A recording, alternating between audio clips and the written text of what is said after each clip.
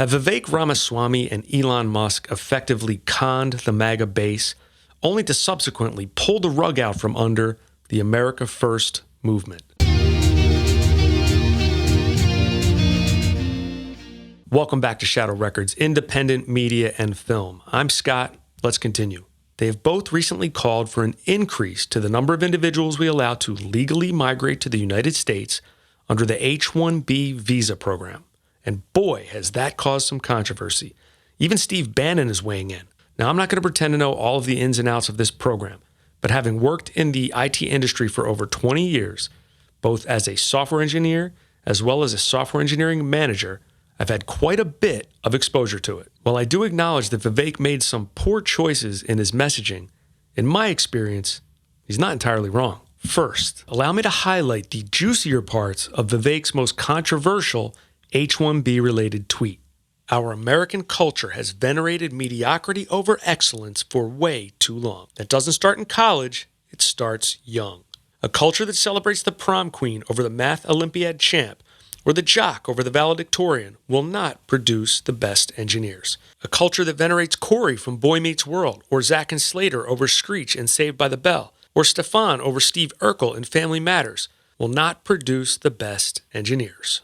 Damn, Vivek, you go that hard in the paint, you're probably going to get called for a foul. Now, as I said earlier, I don't believe Vivek is entirely wrong when it comes to his overall position on the H-1B program. And before I continue, I just want to make it clear. I'm speaking only from my personal experience. I did no research on the program and will reference no statistical data points. This commentary is based on what I observed during my 20-plus year career in software engineering. I'm certainly open to other perspectives, so please share yours in the comments. When it comes to this topic, there are two things I think he's basically right about. I will state them in my own words. One, there are not enough American-born engineers to meet our current needs as a country.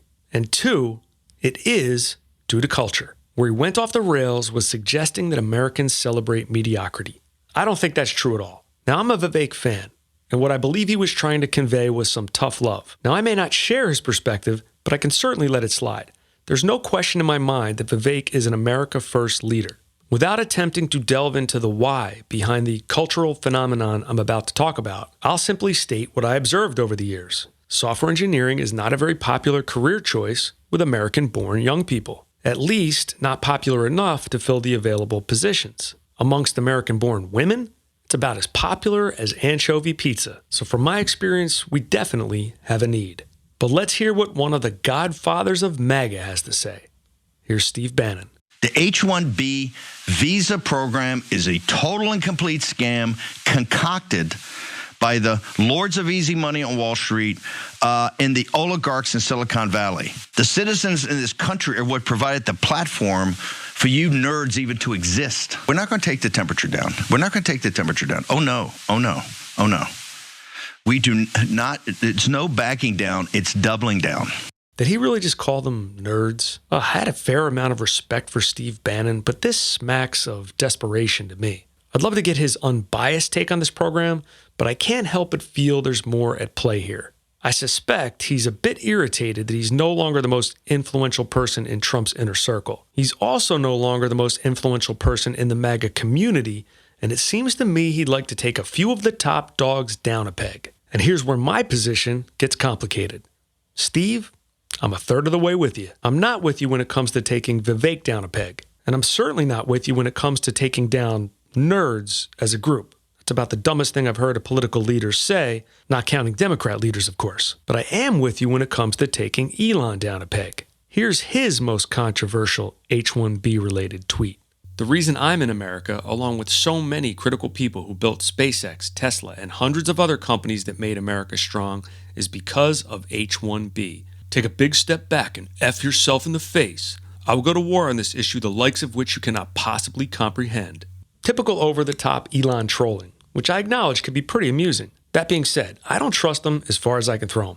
I think he's a con man. If you want a taste of why, check out my video on his AI ambitions. I'll put a link in the description. Mind you, I made it before he became dark MAGA. Let me get back to my experience in the industry. As a software engineering manager, I oversaw teams that built web-based business applications. You know, you go online, you check your bank balance, you transfer money. That's a business application. Okay, not the sexiest software. We're not talking video games or artificial intelligence or anything like that. At my peak, I had about 20 direct reports. About half of those were contractors. They're not really a part of this conversation as their immigration status was their company's concern, not mine. I also inherited a number of direct reports, one of which was an American-born software engineer. So they're out there. He's proof, I'm proof. Now, during my 8 years as a manager, I had the opportunity to fill 9 open positions. I can tell you this, very few American-born engineers applied for those positions. For a couple, I think it was 0. For all combined, I'd say it was less than 1 in 10 applicants. Now, they weren't all H-1Bs. Some had citizenship or other immigration statuses. But my hiring strategy was always very simple. I relied first and foremost on my own judgment and always hired the best person I could get for the position.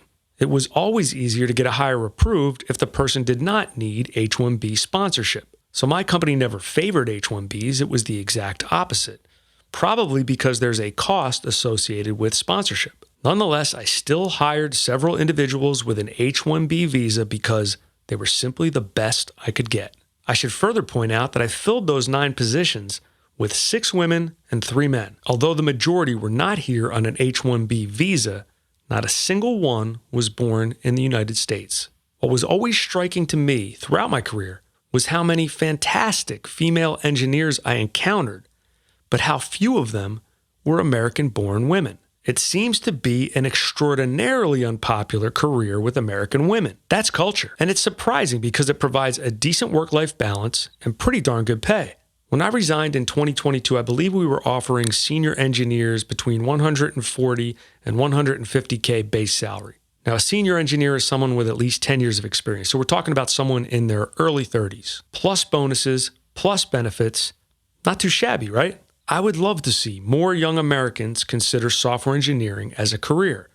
But for now, from what I've seen, we need foreign help.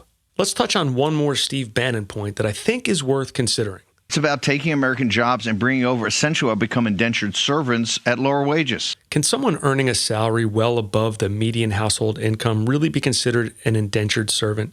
I can't say. And my experience was only with the software engineering industry. I can't speak to other industries that utilize this program. I did notice that the negotiating leverage of the employee appeared to be diminished by the restrictive nature of their H-1B status. I have seen companies take advantage of that, and it can be frustrating for the employee. In conclusion, do I believe Elon and Vivek betrayed the America First movement? Well, I mentioned my reservations about Elon, but pertaining to this particular topic, I'd say no. But let's dive deeper. What does it mean to make America great again? The statement itself implies that as a country, we're not as great as we once were. I think most who resonate with the idea would agree. So how were we better? Do we mean economically? Do we mean militarily? I don't think so. What I believe we mean is that in the past, the vast majority of us and the vast majority of our leadership shared a basic set of American values, and that those shared values led to our greatness. Freedom, self-determination, hard work, personal accountability, meritocracy, the belief that there's something divine about the human spirit and that our liberties, our individual liberties, are granted to us by our Creator. I don't care what flavor of religion or spirituality you subscribe to, these are the basics. The more people we have in this country who keep those values as their North Star, the better off we'll be. With that understanding, I can say that every person I hired is making this a stronger country, a stronger America. Even with the entire pool of American-born software engineers, foreign-born engineers with either a green card or citizenship, and H-1B visa candidates, it would still often take several months to find the right person and fill the position. It always seemed like there was a shortage to me. Could that have been a deficiency with my company's HR recruiting department? Perhaps my only hiring experience was with that company. Are there better ways to fill these open positions than the H-1B program? Perhaps. Does the program have room for improvement? Probably. All programs do. I saw that Vivek suggested we move to a merit-based system rather than the lottery system currently in place.